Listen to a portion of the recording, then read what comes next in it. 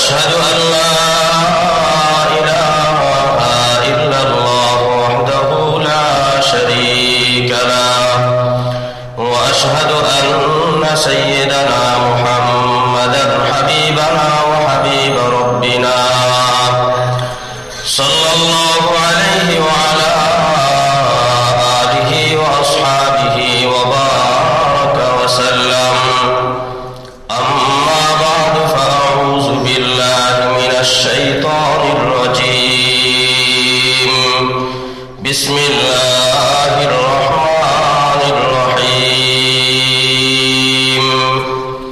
يا أيها الذين آمنوا اتقوا الله حق تقاته ولا تموتن إلا وأنتم مسلمون وقال رسول الله صلى الله تعالى عليه وسلم الإيمان بضع وسبعون شعبا أفضلها قول لا إله إلا الله وأدناها إماطة الأذى عن الطريق والحياء شعبة من الإيمان أو كما قال عليه الصلاة والسلام صدق الله مولانا العظيم وصدق رسوله النبي الأمي الكريم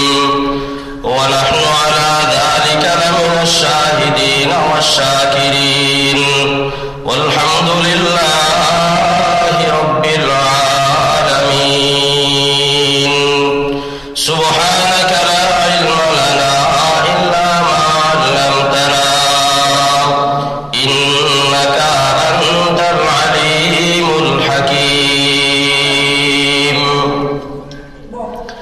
মুআজ্জাজ মুকাররম হযরত উলামায়ে কিরাম সম্মানিত মুসল্লিয়ান ইজাম আল্লাহ সুবহানাহু ওয়া তাআলার মহান দরবারে লাখ কোটি শুকরিয়া জানাই আল্লাহ রাব্বুল আলামিন আমাদেরকে জুমার নামাজ আদায়ের উদ্দেশ্যে আল্লাহ পাকের ঘরে হাজির হওয়ার মতো সৌভাগ্য দান করেছেন এই জন্য আমরা অত্যন্ত আনন্দের সাথে শুকরিয়া আদায় করে নেই আলহামদুলিল্লাহ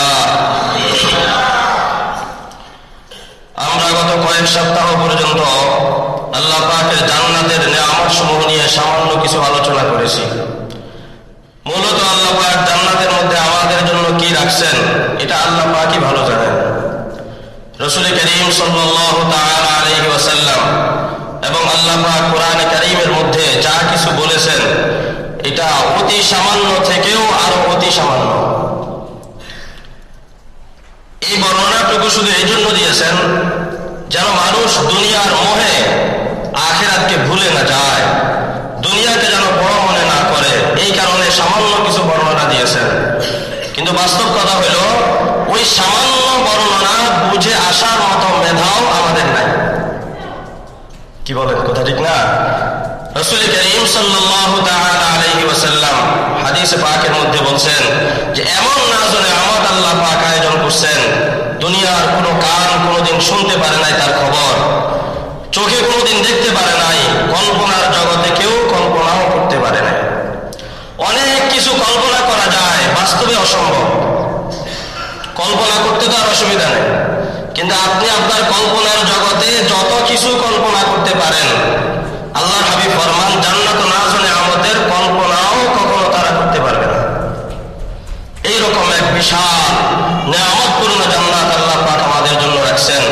তো আমাদের জন্য বোঝার বিষয় হলো সেই জান্নাতে আমরা যেতে পারবো কিভাবে আল্লাহ পাক সেই জান্নাতে যাওয়ার কি পথ রাখছেন আমাদের জন্য কি বলেন সেই পথ জানার বোঝার দরকার আছে না নাই এত সুন্দর জান্নাতের আলোচনা শুনলাম কিভাবে আমরা সেই জান্নাতে যেতে পারবো তার সঠিক পথ সিরাতে মুস্তাকিম কোনটা এটা বোঝার আমাদের দুনিয়াতে আসার সবচেয়ে বেশি জরুরি কারণ দুনিয়াতে আসছি তো জান্নাতে যাওয়ার জন্য এই জন্য জান্নাতে যাওয়ার পথই যদি আমরা বুঝতে না পারি জানতে না পারি আর দুনিয়ার অনেক কিছু শিখলাম বুঝলাম কিন্তু জান্নাতের রাস্তাটাই আমার অজানা থেকে গেল তাহলে আমার জীবন ব্যর্থ হয়ে গেল আমার জীবন ধ্বংস হয়ে গেল বরবাদ হয়ে গেল জান্নাতে যেতে পারবে মানুষ দুইটা জিনিসের কারণে এক নম্বর হলো ঈমান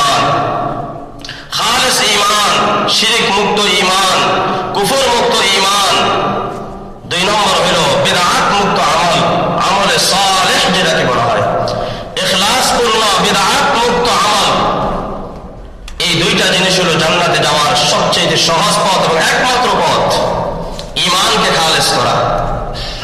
ঈমানকে খালেস করা। 2 নম্বর হলো আমলকে ইখলাস পূর্ণ করা, বিদআত মুক্ত করা। ঈমানের ভিতরে যদি কুফর ঢুকে যায়, ঈমানের ভিতরে যদি শিরক ঢুকে যায়, তাহলে সেই ঈমান আমাকে জান্নাতে নিয়ে যেতে পারবে না। আমলের মধ্যে যদি বিদআত ঢুকে যায়, আমলের মধ্যে যদি এরকম ইখলাসবিহীন আমল হয়ে যায়, সেই আমল আল্লাহ পাকের দরবারে কবুল হবে না। এই জন্য খালেস ঈমান আমরা কিভাবে বানাইতে পারি, খালেস আমল আমরা কিভাবে করতে পারি, এটাই হলো আমাদের দুনিয়াতে আসার একমাত্র উদ্দেশ্য। আর রুজি রুটি এগুলো হলো দুনিয়াতে থাকার জন্য প্রয়োজন, কিন্তু এগুলো আমাদের জীবনের উদ্দেশ্য না। আজকে আমাদের মুসলিম সমাজের সবচাইতে বড় দৈন্য এটাই যে খালেস ঈমান কি জিনিস আমরা জানি না, বুঝি না। আমার বাবা মুসলমান, আমার মা মুসলমান, মুসলিম পরিবারে আমার জন্ম, সেই সূত্র ধরে আমিও মুসলমান। কি বলেন? এই তো আমাদের বাস্তবতা অধিকাংশের ক্ষেত্রে। এইভাবে মুসলিম হওয়া যায় না, এইভাবে ইমানদার হওয়া যায় না। দেশের আদমশুমারিতে হয়তো মুসলিম হিসাবে স্বীকৃতি পাওয়া যায়, কিন্তু এই ঈমান আল্লাহ পাকের দরবারে কবুল হবে কিনা? বাবা ডাক্তার হইলে ছেলে ডাক্তার হয়ে যায় না, পড়াশোনা করে ডাক্তার হইতে হয়। কি বলেন? বাবার যোগ্যতা ছেলের ভিতরে শুধু ছেলে হওয়ার কারণেই চলে আসে না, ছেলের ভিতরে যোগ্যতা আসতে হলে সেই যোগ্যতা অর্জন করতে হয়। ঠিক তেমনি ভাবে বাবা মা মুসলিম, মুসলিম পরিবারে জন্ম নিলেই পরিপূর্ণ মুসলিম হওয়া যায় না।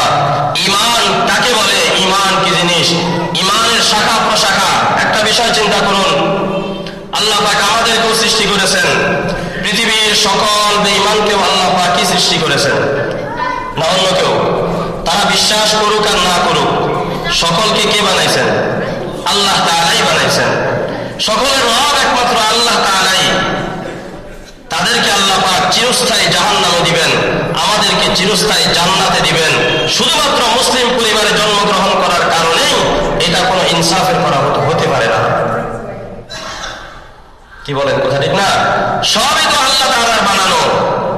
তারা চিরস্থায়ী জাহান্নামে চলে যাবে আর আমরা স্থায়ী জান্নাতে চলে যাব, এতটুকু পার্থক্য।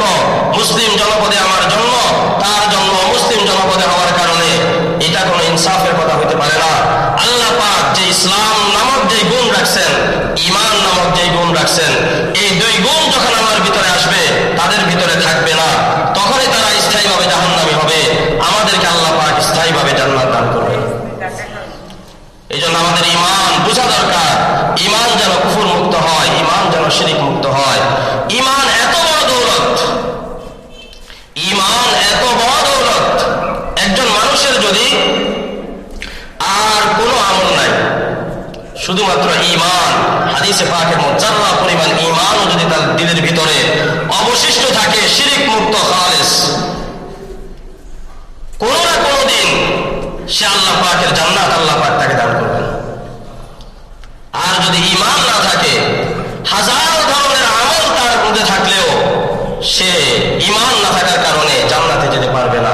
হাদিসে পাকের মধ্যে আপনারা অনেক শুনছেন যে একজন ফাসিকা মহিলা, ব্যভিচারিণী মহিলা, সারা জীবন চলছে পাপাচারের মধ্যে, কিন্তু ঈমানটা ছিল। শেষ সময়ে একটা কুকুরকে পানি খাওয়ানোর কারণে, কুকুরকে পানি পান করার ব্যবস্থা করে দেওয়ার কারণে আল্লাহ পাক তাকে মাফ করে দিয়ে জান্নাত দিয়ে দিয়েছেন। কিন্তু এর বিপরীতে ঈমানবিহীন অনেক ভালো আমল, বর্তমান দুনিয়ার অনেক ইহুদি খ্রিস্টানরা আছে, অনেক সেবামূলক কাজ করে, সেবামূলক অনেক কাজ করে। যেমন মাদার তেরেসা, আপনারা নাম শুনছেন, অনেক সেবামূলক কাজ করেছে, কিন্তু ঈমান নাই, তার নসিবে জান্নাত নাই। কি বলেন? আর ওই ফাসিকা মহিলা অনেক পাপাচারী হওয়া সত্ত্বেও ঈমানের বদৌলতে আল্লাহ পাক তাকে জান্নাত দিয়ে দিয়েছেন। ঈমান এত বড় দৌলত। এই জন্য ঈমান যেন শিরক মুক্ত হয়, ঈমান যেন কুফর মুক্ত হয়। ঈমানের শাখা প্রশাখা কতগুলো, এই নিয়ে আমাদের মুসলমানদের মধ্যে পড়াশোনা নাই। ঈমান ভঙ্গের কারণ কতগুলো, এই নিয়ে মুসলমানদের কোনো মাথা ব্যথা নাই। ওযু ভঙ্গের কারণ আছে, সেই কারণগুলো সংঘটিত হয়ে গেলে আর ঈমান থাকে না, আর ওযু থাকে না। ঠিক তেমনি ভাবে ঈমান ভঙ্গেরও অনেকগুলো কারণ আছে। এখন তো আমি যদি ওযু করতেও জানি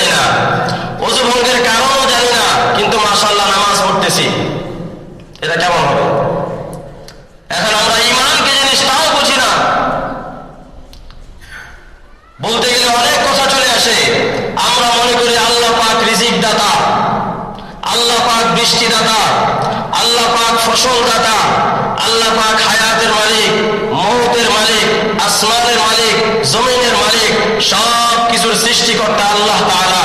বলেন এই বিশ্বাসগুলো আমাদের আছে না নাই? এই বিশ্বাসগুলো মক্কার কাফেরদেরও ছিল। এই বিশ্বাস এবং কোরআনে আয়াতে আয়াতে তার বর্ণনা আছে।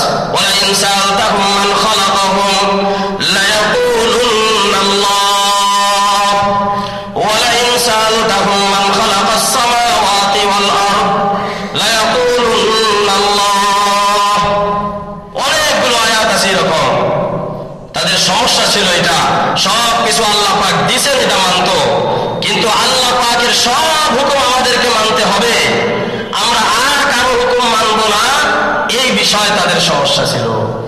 তখন তারা বলতো যে না, মূর্তিকেও সেজদা করব, গাছকেও সেজদা করব, এইরকম সবকিছু আল্লাহ পাক দিয়েছেন, কিন্তু আমার ইবাদত পাওয়ার হকদারও একমাত্র আল্লাহ পাক, এই কথা তারা মানত না। এখানে তারা শিরক করত।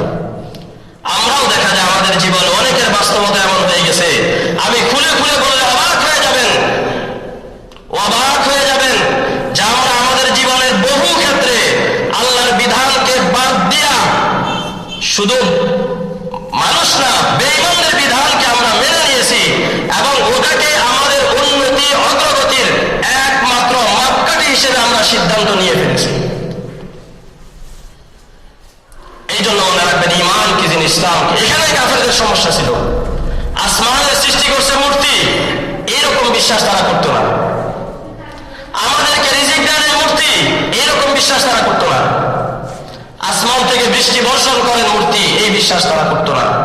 তারা যেটা করতো যে একমাত্র আল্লাহর হুকুম মানতে হবে, এইটা তারা মানতে পারতেছিল না।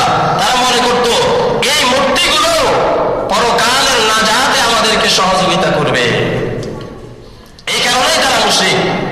এখন আমরা যদি বলি ব্যক্তিগত পর্যায়ে আল্লাহর বিধানগুলো মানব, বড় জোর পারিবারিক পর্যায়ে আল্লাহর বিধানগুলো মানব, আমাদের জাতীয় জীবনে আল্লাহ পাকের যতগুলো বিধান একটাও মানব না, তখন আমরা কোন পর্যায়ে চলে যাই? এই জন্য মনে রাখবেন ঈমান ইসলাম, আমরা এই দুনিয়াতে থাকতে পারবো না, কবরে যাইতেই হবে, প্রশ্নগুলোর জবাব আমাদেরকে দিতেই হবে। এই জন্য আমরা ঈমান কি জিনিস আমাদেরকে খুব ভালো করে বোঝা দরকার। ঈমান সবচেয়ে বড় দৌলতের নাম, এবং ঈমান অর্থ আমরা অনেকে বিশ্বাস করি, বিশ্বাস। এখানেও প্রশ্ন থাকে কিসের বিশ্বাস, কি কি বিষয়ে বিশ্বাস। সাধারণ কোন বিশ্বাসের নাম ঈমান না। ঈমান হলো সুদৃঢ় এবং মজবুত শক্তিশালী বিশ্বাসের নাম হলো ঈমান। সাধারণ বিশ্বাসের নাম ঈমান না, যে কয়েকটা টাকার পিছনে বিক্রি হয়ে যায়, একটু হাদিয়ার পিছনে বিক্রি হয়ে যায়, একটু পদের পিছনে বিক্রি হয়ে যায়, এইরকম বিশ্বাসের নাম ঈমান না। ঈমান তো এমন বিশ্বাসের নাম, হযরত বিলাল রাদিয়াল্লাহু তাআলা আনহুকে কাফেররা যখন জ্বলন্ত অঙ্গার কয়লার উপর শোয়া রাখছিল, বুকের উপর ওজনে পাথর চাপা, মরুভূমির উত্তপ্ত বালুতে টানা হেঁচা, এইভাবে চলতেছে, সব কিছু দিয়ে দিছেন, কিন্তু ঈমান দেন নাই। মুখে বলতেছিলেন আহাদ আহাদ আহাদ, আমার ইবাদত পাওয়ার হকদার একমাত্র আল্লাহ আল্লাহ আল্লাহ। এর নাম হলো ঈমান। এরকম দৃঢ় বিশ্বাসের নাম হলো ঈমান। 200 টাকার পিছনে যদি আমার ঈমান চলে যায়, তাহলে এটার নাম ঈমান না, এটার নাম ঈমান না। হযরত সুমাইয়া রাদিয়াল্লাহু তাআলা আনহা ইসলামের প্রথম শহীদ, মহিলা শহীদদের মধ্যে প্রথম শহীদ। তাকে কি নির্মম ভাবে, তার বর্ণনা দেওয়া কষ্টকর, বর্ণনা দেওয়াও কষ্টকর। 2টা পায়ের মধ্যে রশি বাঁধলো, সেই 2টা রশি 2টা ওটের পায়ের সাথে বেঁধে দিল, এরপরে 2টা ওটকে 2 দিকে চালিয়ে দিল, আর তার লজ্জাস্থান দিয়ে এইভাবে বর্ষা নিক্ষেপ করে দিল। 2 ভাগ হয়ে গেলেন, শহীদ হয়ে গেলেন, জীবন দিয়ে দিলেন, কিন্তু মুহূর্তকালের জন্য ঈমান ছাড়েন নাই। এর নাম হলো ঈমান। এইরকম দৃঢ় বিশ্বাসের নাম হলো ঈমান। কোন কিছুর কাছে আমার ঈমানকে আমি বিক্রি করতে পারি না, কোন কিছুর পিছনে আমার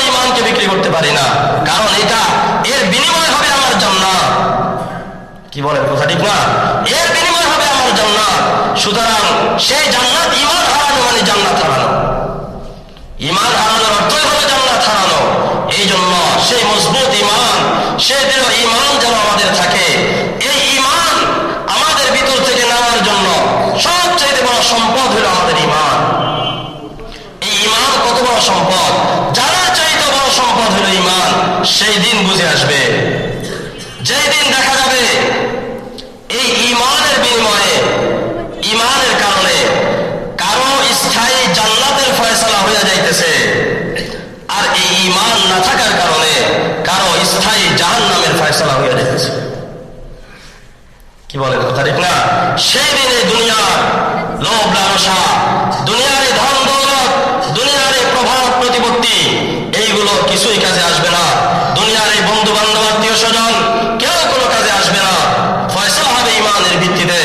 ঈমান আছে তো জান্নাতের ফয়সালা হবে, ঈমান নাই তো জাহান্নামের ফয়সালা হয়ে যাবে। সেই দিন বুঝে আসবে পুরা জগতের কি দাম আর এই ঈমানের কি দাম। কি বলেন কথা ঠিক না? এই জন্য এই ঈমানকে আমাদের বুঝতে হবে, ঈমানকে হেফাজত করতে হবে। কোন চোর, কোন ডাকাত যেন আমাদের ঈমানকে ছিনিয়ে নিতে না পারে। এই জন্য কাফেররা শক্তি প্রয়োগ করে চেষ্টা করছিল মুসলমানদের ঈমানকে হরণ করার জন্য। ওটা সম্ভব না। এখন নানান ছলে বলে কৌশলে এক কাফের বাদশা ছিল। কাফের বাদশা আল্লামা জালালউদ্দিন সুয়ুতী তার তাফসীরের কিতাবের মধ্যে এই ঘটনা উল্লেখ করেছেন। তিনজন মুসলিম যুবককে ধরে নিয়ে আসলো খ্রিস্টান বানাবে। মুসলমান যুবক, ঈমান বড় পাকা, সব কিছু ছাড়তে রাজি, ঈমান ছাড়বে না। বিশাল কড়াইয়ের মধ্যে তেল উত্তপ্ত করা হলো, টকবক করতেছে তেল। একজন একজন করে ছেড়ে দিতেছে। তাদের সামনে একটাই প্রস্তাব, খ্রিস্টান হয়ে যাও, আজীবন তোমাদেরকে আমি বহন করব। আর যদি ঈমানের উপর থাকো, এই তেলের মধ্যে তোমাদেরকে আমি ভুনা করব, এই তেলের মধ্যে ভুনা করব। তখন মুসলিম যুবক ঈমান ছাড়তে রাজি না। আজকে তো আমরা বন্ধুদের উপহাসের সামনে ঈমান কেড়ে ফেলি, আত্মীয় স্বজনের উপহাসের সামনে ঈমান ছেড়ে দেই। না না, যারা আমাদেরকে উপহাস করতেছে ইসলামের উপর চলার কারণে, ইসলামী বেশভূষা ধারণ করার কারণে, অত ইবলিসের খালাতো ভাই, ইবলিসের কাজটাই সে করতেছে। ইবলিসের কাজ হলো ইসলাম থেকে দূরে সরানো। সে একই কাজ করতেছে, ইসলাম থেকে দূরে সরানোর কাজ করতেছে। কোন কিছুর সামনে ঈমান ছাড়া যাবে না, কোন কিছুর সামনে ইসলাম ছাড়া যাবে না। তখন জালেম বাদশা যখন বলল এই তেলের মধ্যে তোমাদেরকে ভুনা করা হবে, একজনকে তেলের মধ্যে ছেড়ে দিল। মুহূর্তের মধ্যে গোশতগুলো খসে পড়ে গেল, একেবারে কঙ্কাল হয়ে গেল, ভাজি হয়ে গেল। দ্বিতীয় জনকে আবার প্রস্তাব, তোমার একই পরিণতি হবে, তুমি যদি ঈমান না ছাড়ো, এই জ্বলন্ত তেলের মধ্যে তোমাকেও ভাজা হবে। ওই যুবক তখন বলতেছিল, তুমি দেখতেছো জ্বলন্ত তেল, আমি তো এই জ্বলন্ত তেলের মধ্যে আমার জান্নাত দেখতেছি। আমার কাল কোরআনের মধ্যেও আছে সেই কথা, ইন্নাল্লাযীনা ক্বালু রাব্বুনাল্লাহ সুম্মা ইসতাকামু তাতানাজ্জালু আলাইহিমুল মালায়েকা আল্লা তাখাফু ওয়া লা তাহজানু ওয়া আবশিরু বিল জান্নাতিল্লাতী কুনতুম তুআদুন। মুমিন বান্দার মরণের আগে আল্লাহ পাক জান্নাতের সুসংবাদ তাকে শোনায় দেন। ওই যুবক বলতেছে, আমি জ্বলন্ত তেল দেখতেছি না, আমি তো আল্লাহ পাকের জান্নাত দেখতেছি। তাকেও ভুনা করা হয়ে গেল। সর্বশেষ আরেকজন বাকি আছে, তাকেও একই প্রস্তাব, সেও মরতে রাজি, ঈমান ছাড়তে রাজি না। এই সময় এক অগ্নিপূজক এসে বলতেছে যে জাহাপনা, এই শাস্তির ভয় দেখিয়ে তাদের ঈমান থেকে দূরে রাখা, দূর করা সম্ভব হবে না। এক কাজ করেন, তাকে মারবেন না, সে মরলে তো জান্নাতে চলে যাবে, তাকে আমার হাতে ছেড়ে দেন, আমি তাকে দিয়ে গুনাহ করাবো। তখন আসমানের সাহায্য তার থেকে উঠে যাবে, তখন সে ঈমানও ছাড়তে রাজি হয়ে যাবে। সত্যি প্রয়োগ না, তাদের ভিতরে গুনাহ ঢুকিয়ে দেন। 1000 বছর পর্যন্ত শক্তি প্রয়োগ করছিল মুসলমানদের উপর, সেটাতে ব্যর্থ হয়ে এখন কৌশল, মুসলমানদের ভিতরে সুদ ঢুকিয়ে দাও, ঘুষ ঢুকিয়ে দাও, এরকম ভাবে মদ ঢুকিয়ে দাও, নেশা ঢুকিয়ে দাও, মুসলমানদের ভিতরে অশ্লীল নৃত্য ঢুকিয়ে দাও, মুসলমানদেরকে জিনা ব্যভিচারে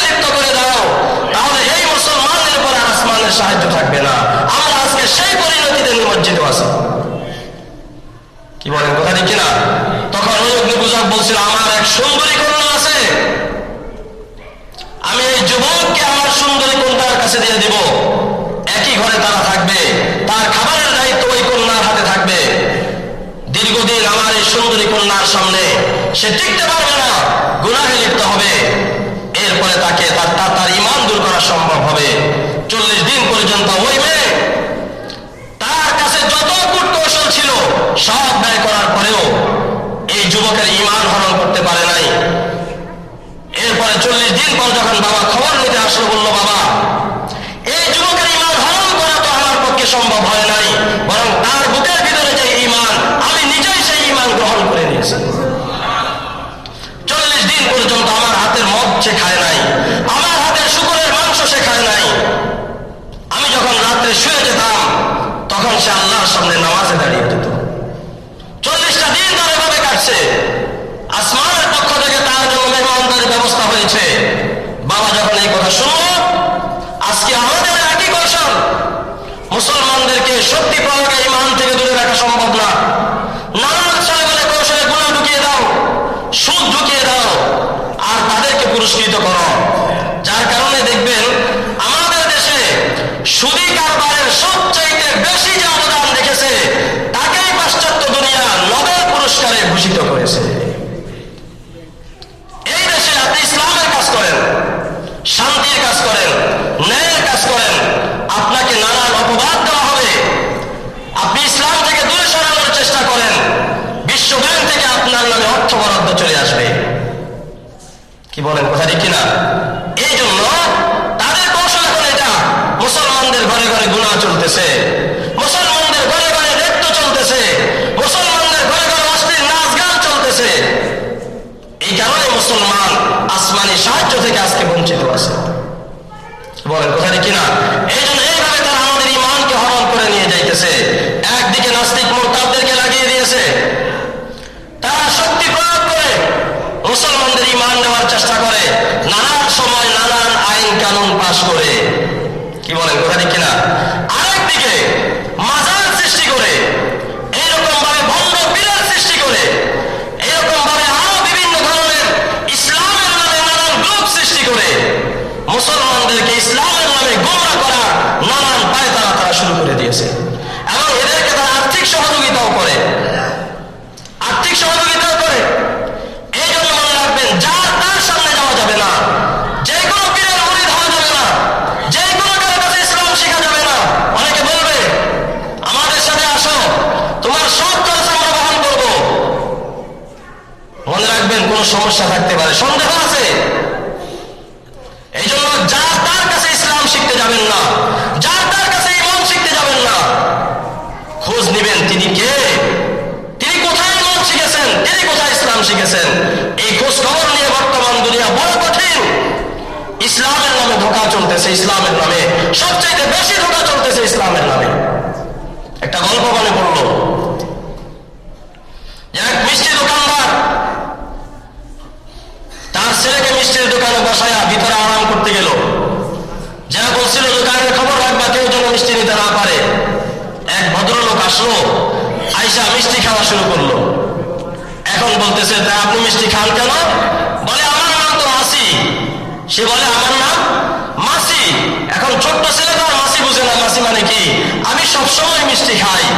কৌশল হইল, সে যখন তার বাবার কাছে নিয়ে যাবে যে মাসি মিষ্টি খাইতেছে, বাবা এটাকে কোনো গুরুত্বই দিবে না। বাবা মনে করবে, মাসি তো মিষ্টি খাই সবসময়। কিন্তু এই মাসি তো মাসির সুরত করছে, মাসির নাম ধারণ করছে, আসলে সে মাসি না। এইরকম বহু লোক তৈরি হয়ে গেছে, বহু পীর তৈরি হয়ে গেছে, বহু এরকম সংস্থা তৈরি হয়ে গেছে, যারা ঈমান শিখাতে আসবে, ইসলাম শিখাইতে আসবে, ইসলামের নামে আপনাকে বেঈমান বানায় ছাড়বে, ঈমানের নামে বেঈমানি আপনাকে শিখাবে। এই জন্য এদের কাছ থেকে সদা হুঁশিয়ার, সদা সতর্ক থাকতে হবে।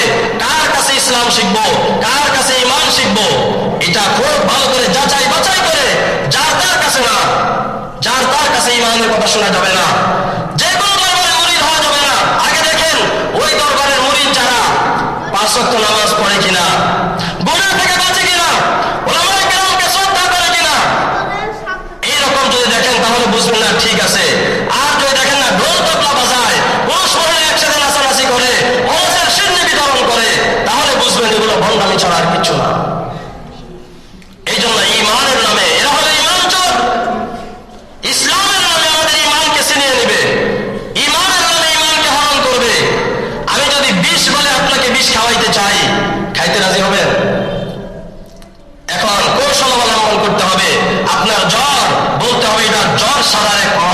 ঔষধ, তখনই আপনি ঔষধ তো খাবেন, আসলে বিষ খাবেন।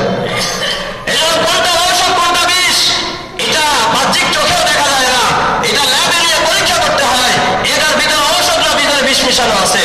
কি বলেন কথা ঠিক না? অনেক ইসলামের নামে ভণ্ডামি এমন আছে যেগুলো বাহ্যিক চোখে বোঝার মতো না, বাহ্যিক চোখে দেখার মতো না, সাধারণ লোকের কাজ না।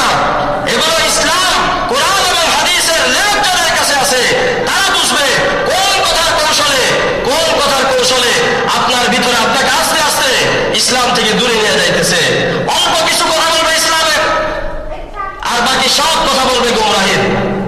এই জন্য এই ঈমান আমাদের সবচাইতে বড় সম্পদ। এই ঈমান আমাদেরকে হেফাজত করতে হবে। কোনো কিছুর সামনে, দুনিয়ার কোন লোভের সামনে ঈমানকে বিক্রি করে দেওয়া যাবে না। ঈমান তো এমন এক জিনিস, আজকে আমাদের ঈমান আমরা শিখি না, ঈমানকে শিখা দরকার। হাদিসে পাকের মধ্যে আল্লাহ রাসূল বলছেন, আল ঈমানু বিদউন ওয়া সাবউনা শুবা আফজালুহা কাউলু লা ইলাহা ইল্লাল্লাহ ওয়া আদনাহা ইমাতাতুল আযা আনিত তরিক। ঈমানের ৭৭টা শাখা আছে। কয়টা? ৭৭টা শাখা আছে ঈমানের। তার মধ্যে সর্বোত্তম শাখা হলো মুখে বলা লা ইলাহা ইল্লাল্লাহ। সর্বপ্রথম শাখা হলো লা ইলাহা ইল্লাল্লাহ, সর্বপ্রথম শাখা। আজকে আফসোসের বিষয় হলো বহু মুসলিম সন্তান শুধু মুখে কালিমাটা সহিভাবে উচ্চারণ করতে পারে না। মনে রাখবেন, লা ইলাহা ইল্লাল্লাহ আমরা মুসলমানরা বলি, শুনি, বলতে থাকি, যত সহজে বলি, যত সহজে শুনি, এই কালিমা এত সহজ কোন কালিমা না। গোটা দুনিয়ার অস্তিত্ব এই কালিমার উপর নির্ভর করতেছে। সমস্ত নবীদের আগমন হয়েছে এই কালিমাকে উদ্দেশ্য করে। কি বলেন কথা ঠিক কিনা? আদম আলাইহিস সালাম থেকে নিয়ে শুরু করে মুহাম্মদুর রাসূলুল্লাহ সাল্লাল্লাহু তাআলা আলাইহি ওয়াসাল্লাম পর্যন্ত সকল পয়গম্বরের কালিমা ছিল লা ইলাহা ইল্লাল্লাহ। লা ইলাহা ইল্লাল্লাহ আদম নবিয়ুল্লাহ, আদম সফিয়ুল্লাহ। লা ইলাহা ইল্লাল্লাহ ইব্রাহিম খলিলুল্লাহ। লা ইলাহা ইল্লাল্লাহ ইসমাঈল যাবিহুল্লাহ। লা ইলাহা ইল্লাল্লাহ মুসা কালিমুল্লাহ। লা ইলাহা ইল্লাল্লাহ ঈসা রূহুল্লাহ। লা ইলাহা ইল্লাল্লাহ মুহাম্মাদুর রাসূলুল্লাহ। সকল পয়গম্বর এই কালিমাটা নিয়ে আসছেন। বাকি অংশটা যেই জামানায় যেই নবী ছিলেন সেই নবীর নাম অনুযায়ী। তাহলে মূল কালিমা হলো লা ইলাহা ইল্লাল্লাহ। সকল পয়গম্বর এই কালিমার দাওয়াত নিয়ে আল্লাহ পাক পাঠাইছেন। এই কালিমা তো সহজ কোনো কালিমা হতে পারে না। কি বলেন কথা ঠিক না? বাংলাদেশের প্রেসিডেন্টের পক্ষ থেকে যদি একজন দূত আপনার কাছে আসে তখন বুঝবেন ব্যাপারটা সাধারণ কোনো ব্যাপার না। সাধারণ ব্যাপার হয়ে তো এলাকার কাউন্সিলর সাহেবের থেকে পক্ষ থেকে আসতো। কি বলেন কথা ঠিক না? সাধারণ কোনো ব্যাপার না। সারা জগতের যিনি খালেকার মালিক, সেই মালিকের পক্ষ থেকে যে দূত, সমস্ত নবীরা, গোটা সৃষ্টি জগতের মধ্যে যারা শ্রেষ্ঠ মানুষ, তারা এক বাণী নিয়ে দুনিয়ার শুরু থেকে নিয়ে শেষ পর্যন্ত আসতেছিলেন। ওই বাণীর উপরেই দুনিয়া চলবে। ওই বাণী যখন থাকবে না, দুনিয়াও থাকবে না। সেই বাণী সাধারণ কোনো বাণী হতে পারে না। লা ইলাহা ইল্লাল্লাহ বড় দামি এই কালিমা। মুসলমানদের কাছে দাম নাই, আমাদের ঘরের সম্পদ, আমাদের কাছে দাম নাই। সন্তানদেরকে কালিমা শিখান। আল্লাহ হাবিব সাল্লাল্লাহু আলাইহি ওয়াসাল্লাম বলেন, মান কানা আউয়ালু কালামিহি ওয়া আখিরু কালামিহি লা ইলাহা ইল্লাল্লাহ দাখালাল জান্নাহ। যার প্রথম কথাটা হবে লা ইলাহা ইল্লাল্লাহ, শেষ কথাটাও হবে লা ইলাহা ইল্লাল্লাহ, এর উপরে যে মৃত্যুবরণ করতে পারবে সে জান্নাতে চলে যাবে। এই জন্য মুসলিম পরিবারের একটা বৈশিষ্ট্য হওয়া দরকার। একটা সন্তান, ছেলে হোক মেয়ে হোক, যখন কথা বলতে শিখতে শুরু করে সর্বপ্রথম তাকে শিখান আকদম বাকদম গোলাপদম না, এইরকম কোন কথা না, আগে শিখান লা ইলাহা ইল্লাল্লাহ মুহাম্মাদুর রাসূলুল্লাহ।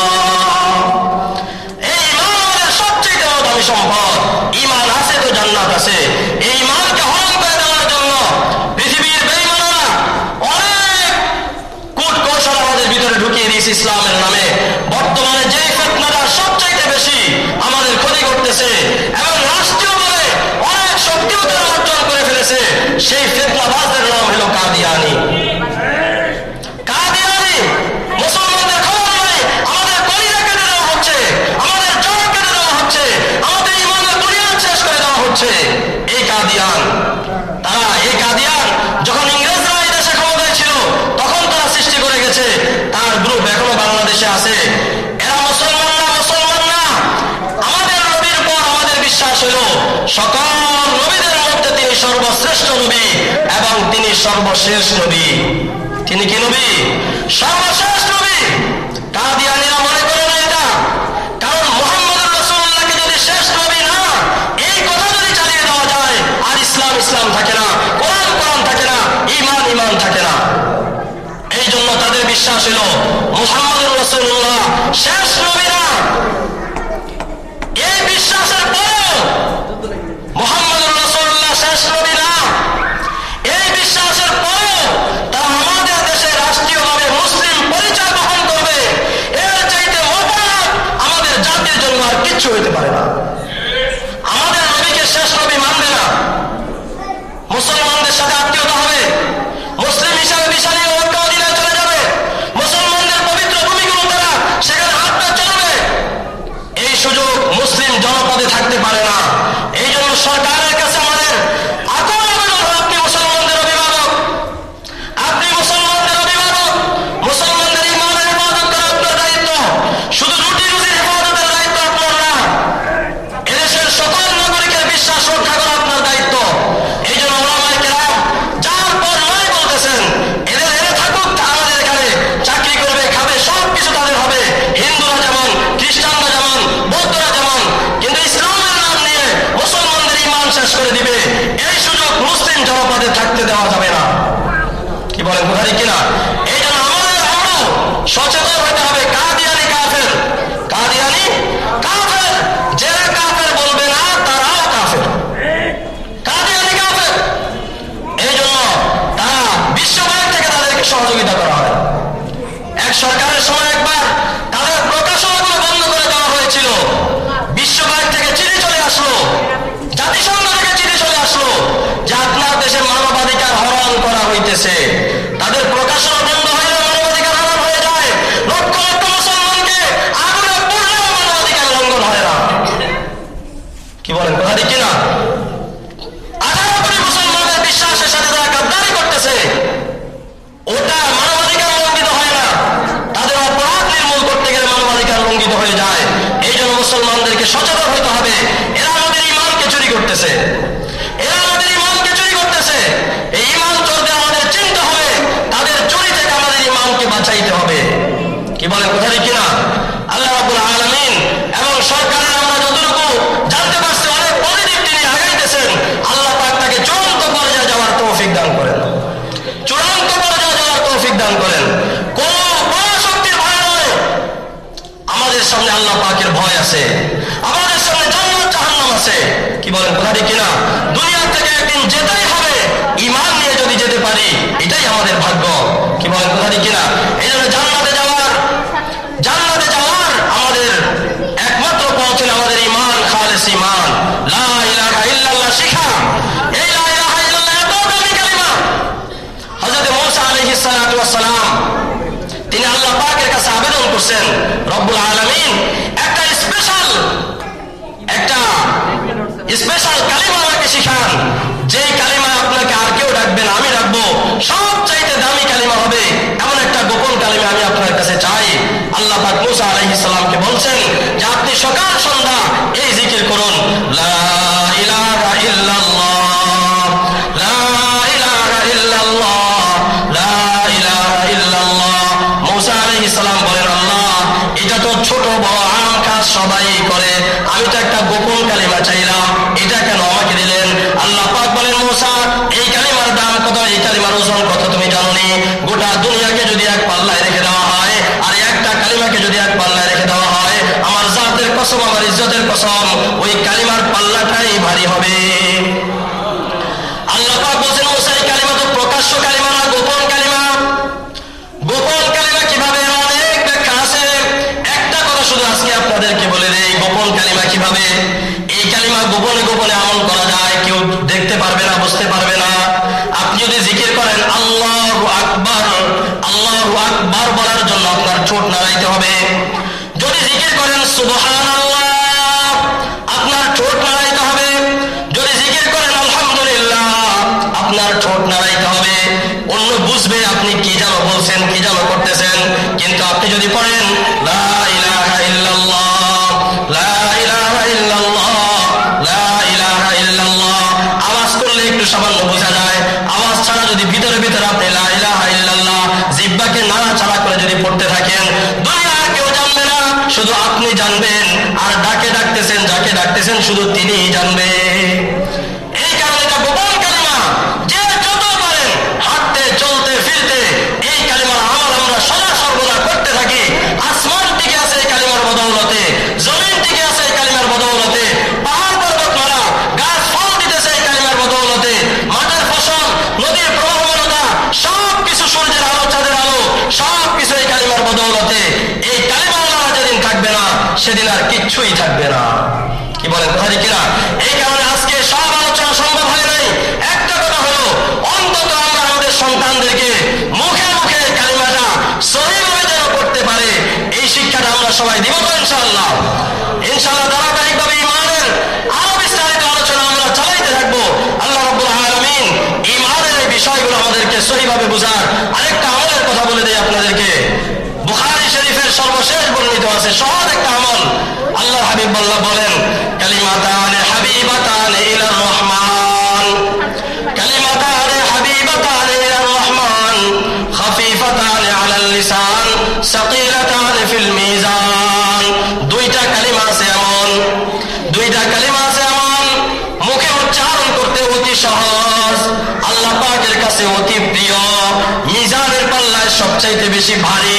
ওই দুইটা কালিমা হলো সুবহানাল্লাহি ওয়া বিহামদিহি সুবহানাল্লাহিল আযীম। বলেন না, সুবহানাল্লাহি ওয়া বিহামদিহি সুবহানাল্লাহিল আযীম। হাঁটতে হাঁটতেও পড়া যায়, বাসে উঠলেও পড়া যায়, গাড়িতে চললেও পড়া যায়, কাজ করতে করতেও পড়া যায়। কি বলেন, যায় কি যায় না?